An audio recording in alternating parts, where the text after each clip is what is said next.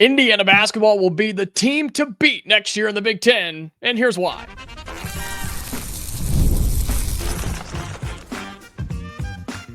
You are Locked On Hoosiers, your daily podcast on the Indiana Hoosiers. Part of the Locked On Podcast Network, your team every day. Welcome, and it is the Locked On Hoosiers podcast. I'm your man, Jacob Goins. I appreciate you being here, making this your first listen or your first watch every single day. We are part of the Locked On Podcast Network, which is your team every day. Later on in the episode, is Indiana football being overlooked? According to some power rankings, and the expectations aren't all that high for Curt Cignetti and the Hoosiers. I'll tell you why that should be incorrect. Plus, we'll take a deeper dive into the opponents for Indiana basketball. We previewed it the other day, but it plays into our argument of why I think Indiana basketball could be the team to beat. Correct that. Will be the team to beat next year in the Big Ten for the 2025 and 2026 season. And there are several reasons for this, but the main one is simple. Nobody expects us to be good. Nobody is picking us to be good, and everybody's just going to wave off Indiana like they have for the past several years. And I think it's important to remind folks who are not Indiana fans that Mike Woodson no longer works here. He's no longer employed by this school. He's no longer employed by this athletic department. He is no longer the head coach of the Indiana Hoosiers. This is Darian DeVries, a guy that only has done in his basketball career as a head coach is win basketball games. Literally, it's all he's done is win. He was a winner at Drake. He was a winner in year one at West Virginia, even though they didn't make the tournament they should have. Let's not forget the fact that they got completely hosed in the getting into the NCAA tournament by the NCAA tournament committee, more than the Indiana Hoosiers did, okay? While his best player was injured and that team was completely depleted by the end, he did an incredible job in year one. And he's going to do an incredible job at Indiana this upcoming season and beyond. I truly believe that. I think his style is going to be good. I think it'll be refreshing. I think it'll be different. It will be fun. And Indiana's going to be competitive this year, not just in the Big Ten, but I think in all of college basketball. I'm not sitting here and telling you that Indiana's going to win a national title. I'm not telling you they're going to make it to the Sweet 16. But I do think that Indiana makes the NCAA tournament. I think they're a pain in the side of every single team in the Big Ten, and it's because nobody expects us to be good. And that's why you're the team to beat, because I think we will exceed all expectations across the board from those who covered Big Ten basketball or who cover college basketball as a whole. But I want you to remember, leading up to this episode and in this episode and all the way up to the basketball season, when Indiana starts winning games, when we beat somebody in non-conference play that we're not supposed to, Louisville, Kentucky, Marquette, per an example, or we start winning Big Ten games against teams like Michigan or Illinois or Ohio State or Purdue or Michigan State or whoever, I want you to come back to this. And I want you to say, wow, maybe he was on to something. Maybe Indiana is the team to beat. When they start upsetting folks, or they go on the road and take down Michigan State and Spartyland, or they go on the road and they get it done against Purdue, I want you to come back here. And I want us to not tell me that I'm right. I don't care about that. I just want Indiana to be good, and I want Indiana to be respected again.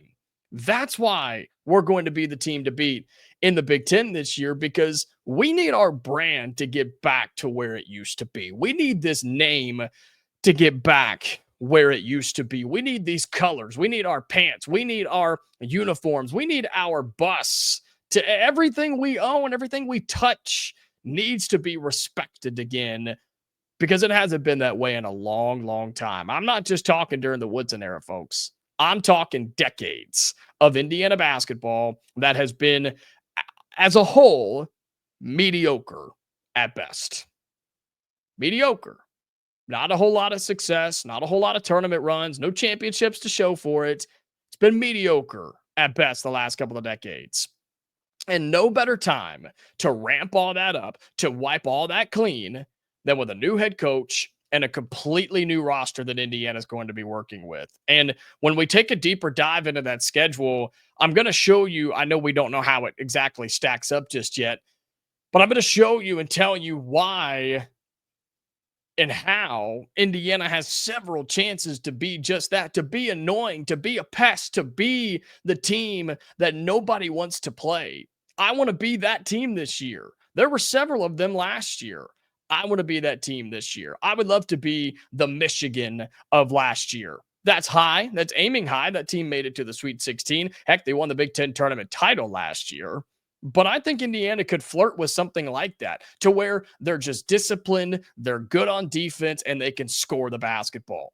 I expect Indiana to have that. I expect Indiana to do that. And you start looking through what we've brought in this year, man, how could you not be excited about Reed Bailey, Tucker DeVries, Lamar Wilkerson, who are going to be in your starting five? They're some of the best players who were available in the transfer portal.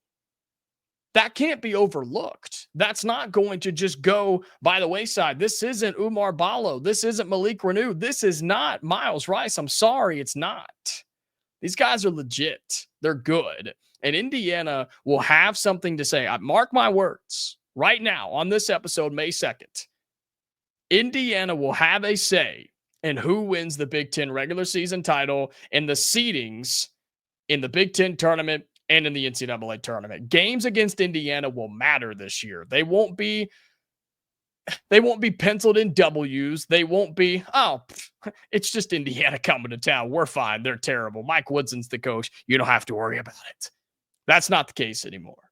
Indiana will have a say. I am not predicting us to win the Big Ten. I'm not predicting us to make a deep run in the tournament, but I'm expecting us and predicting us to be better than we have been, better than what we were a year ago. And it's funny because we're going to talk about this same idea with Indiana football coming up in the third segment of today's show. Seems to be a trend, does it not? With people just overlooking IU because we've been bad for so long, or the lack of success compared to others around us has been so overbearing, which it has been. I'm not telling you anything you don't already know. Seems to be a trend with those who are on the outside looking in. I'd be scared if I were the Big Ten. The fact that Indiana has a chance to become relevant again. I'd be scared that Indiana fired Mike Woodson, who obviously was taking this program nowhere. I'd be scared that you have a top 15 scorer in all of college basketball on your roster. You have tons of dudes behind them. This team, this will be one of the best three-point shooting teams we've seen Indiana have in years. That should worry people. That's going to translate to success. This team's going to win some games. How many? Couldn't tell you. I don't know. I'll get my crystal ball out later and see what it tells me. But this team's going to win. And they're going to beat people that they're not predicted to beat. But notice how I said I didn't say they're going to beat somebody they're not supposed to. Because I think betting odds will go against us. I think the experts, quote unquote, air quotes, will go against us. And that's fine. I'm just telling you, you get a win over Indiana this year, it'll mean something. It'll be a resume-building win if you take down the Hoosiers. I just think Indiana's going to win some games that people don't predict that they will. I think we're going to be better than what the experts say. I think we'll be better than the odds say. I think we'll be better than any site says that we're going to be.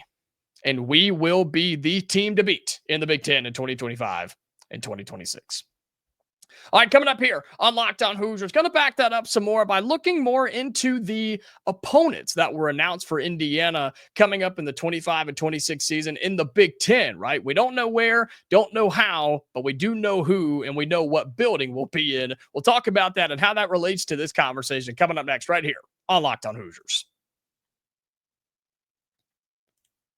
Today's episode of Locked On Hoosiers is brought to you by Supply House. Get the supplies you need from the site made for the skilled trade, Supply House. Whether you're into plumbing, HVAC, electrical work, Supply House is the reliable way to order products online. Their easy to use website is packed with helpful resources and the latest product info to help you get the job done right. Plus, with a complete inventory of over 200,000 parts from 400 plus top brands, you'll find exactly what you need delivered fast from coast to coast. Need help with an order? Supply House offers expert support and industry leading service, so you'll always talk to a real person.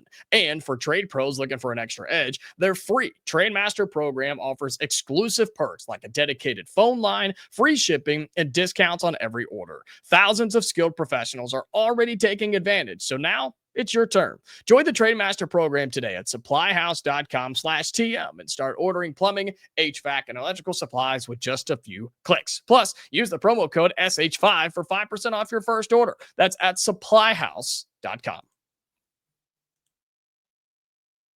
Welcome back into Locked On Hoosiers. Appreciate you being here, making this your go-to spot, your first listen or your first watch every single day, and really appreciate you being here and being a part of the show. If you're listening on audio or watching on video, however you're taking in this show, we really do appreciate it. If you're listening on audio, Spotify, Amazon, Apple, you name it, we appreciate you being there. Make sure you follow us there, turn on those notifications, do whatever you got to do so you never miss a new episode of Locked On Hoosiers. And if you're watching on the YouTube side, make sure that you are subscribed to the channel if you haven't already. Leave your thoughts in the YouTube comments down below and like the video. That tells me that you love what we're doing and you want more content. And with this idea that Indiana will be the team to beat in the Big Ten next year, I think it will be so. And I think our schedule could give us the chance to do that. Now, we know the opponents in the Big Ten. We know who we're going to play and where we're going to play them. We just don't know when it's going to be and how it's all going to stack up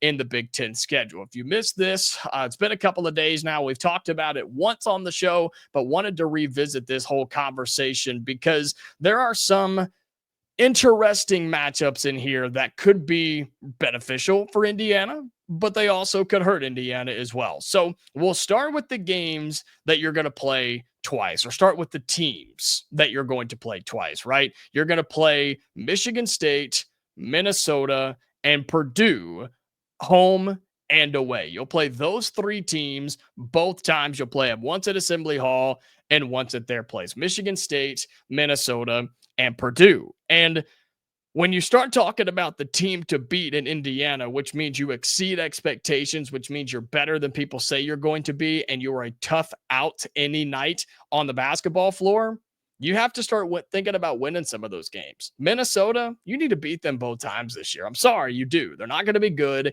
You'll be much better. You need to take advantage of playing them twice. Purdue and Michigan State, I think you split. I think if you get two against those two teams in 4 tries, right, you're going to get 4 games against them, win 2. I'd love to go there and win. I'd love to beat them at home. I don't really care how you do it. I think if you split the 4 games there with Michigan State and Purdue, you've done your job.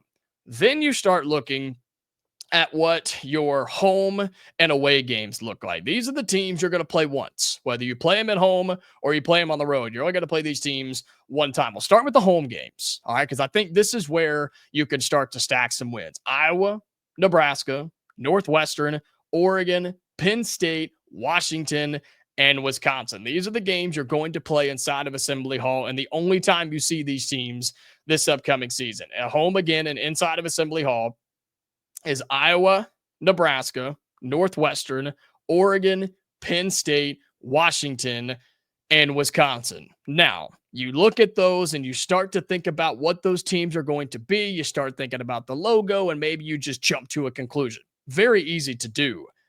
But those are not bad games at home. Some are very entertaining. Some I think you have to take advantage of, and a couple of them, sure, could be toss-ups, right?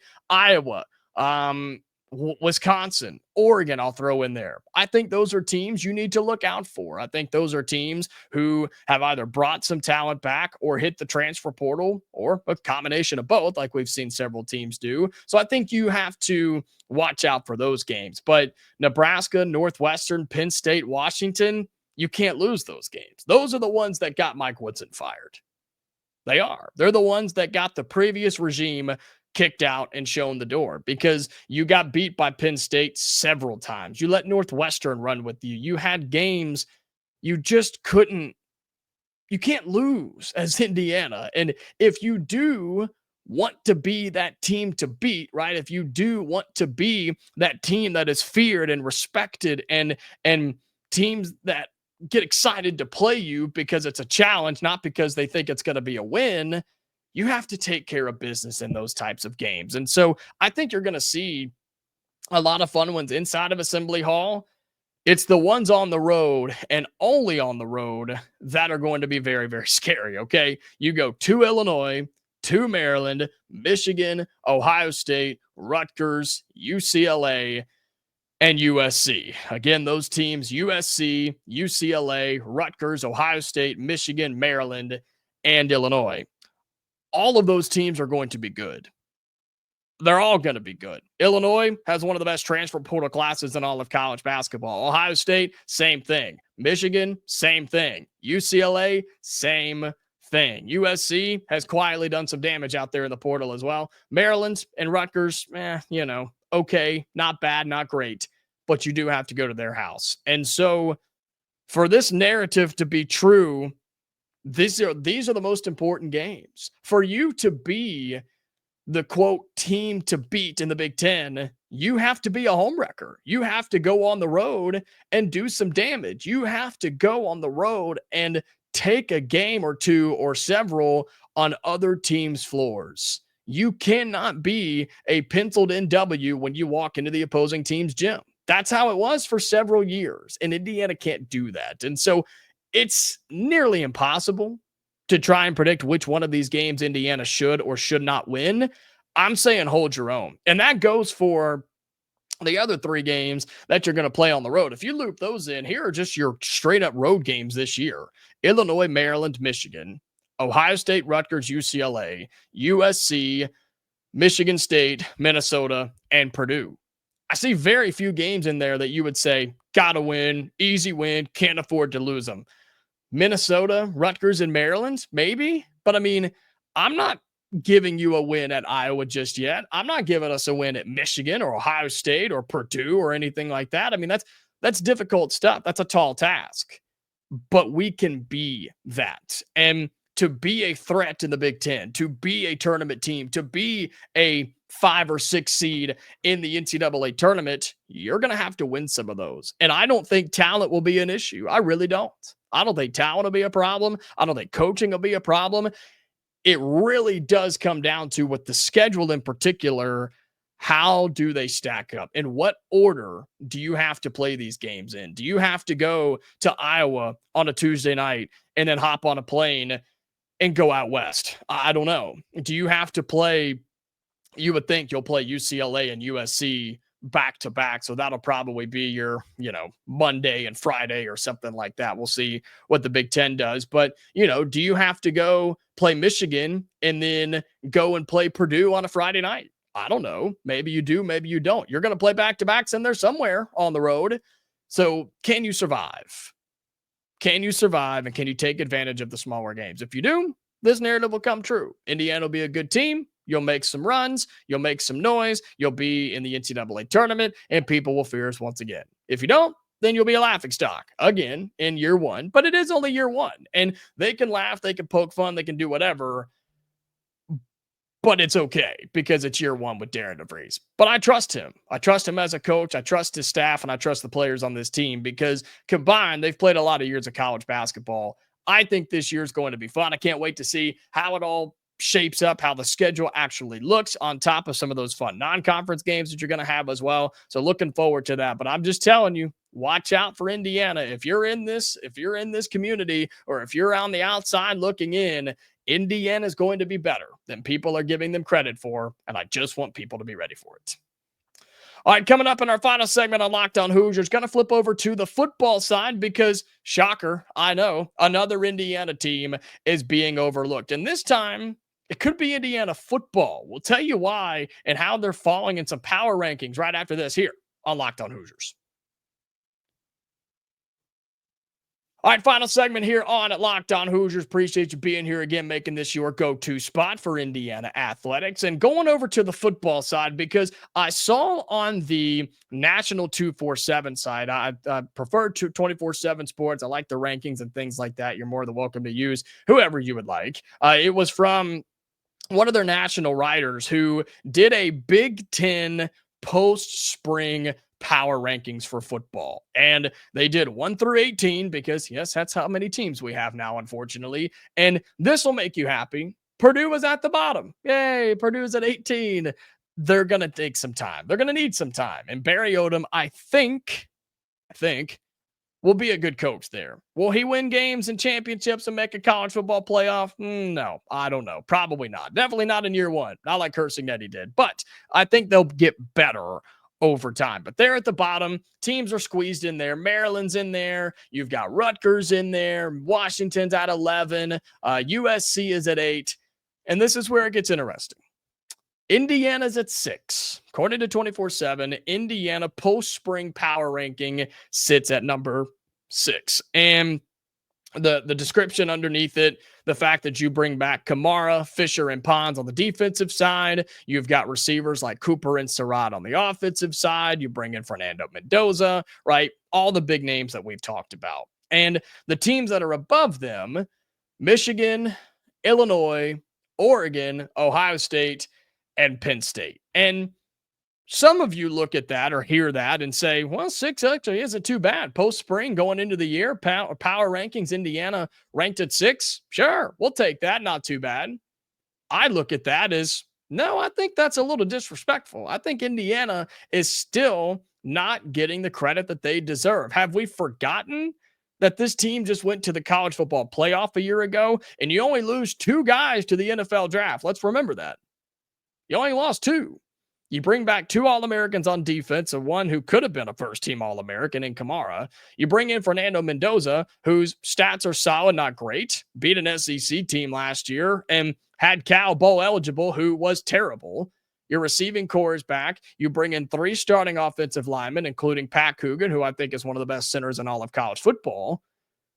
And you didn't lose anybody major off the coaching staff other than Tino Sunseri, but you're going to be fine. Your DC's there, your OC is there, and Kurt Cignetti is there.